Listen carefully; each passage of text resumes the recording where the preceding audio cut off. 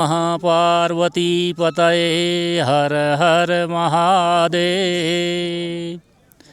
देवादिदेव महादेव भगवान शंकर का निवास स्थान कैलाश पर्वत है। यही हिमालय पर्वत है और इस हिमालय में रह कर के महादेव जी को हमेशा हम तपस्या में लीन ही पाते हैं।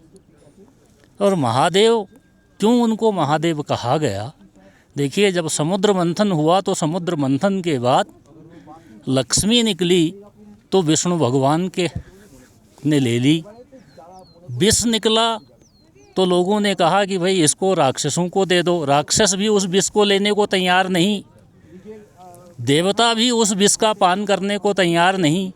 तो महादेव जो थे वो आगे आए और उन्होंने उस विष का पान किया और अपने कंठ में धारण किया। परिणाम स्वरूप उनका जो गला था, जो उनका कंठ था, वो नीला पड़ गया। तब से उनको नीलकंठ महादेव कहने लगे। जब वहाँ से अमृत निकला तो देवता और राक्षसों में आपस में संघर्ष हुआ। देवताओं ने किसी प्रकार से वो सारा अमृत अपने आप बांट लिया। महादेव के हिस्से भी वो अमृत नहीं आया।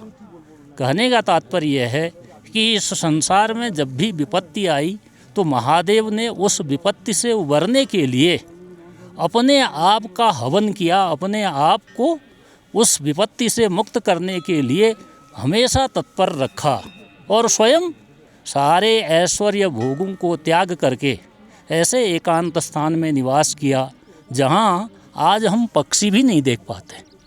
न कोई पशु दिखाई देता है, न कोई पक्षी दिखाई देता है। और ये स्थान ऐसा है जहाँ ऑक्सीजन की भी इतनी कमी है, इसलिए यहाँ वृक्ष भी नहीं है। तो वृक्षों का महत्व भी हम लोगों को यहाँ आकर के समझ में आता है, क्योंकि वहाँ ऑक्सीजन की मात्रा बहुत कम है। तो हमें इस स्थान पर आकर के यह भी एक सीख और वास्तव में ये एक अनुभव होता है कि वृक्षों का हमारे जीवन में कितना महत्व है। तो हमें वृक्ष लगाने चाहिए, ये केवल कहने से नहीं। जब हम इस स्थान में आते हैं तो तब हमें वृक्षों का महत्व समझ में आता है। आज इस स्थान में आकर के हम सब लोग अत्यंत अभिभूत हैं। पता लगता ऐसा है कि हम लोगों को क्या जो मिल गया उसको हम अपनी वाणी से बखान नहीं कर सकते। अंत में देवाधिदेव महादेव को पुनः प्रणाम करते हैं। ओम नमः शिवाय।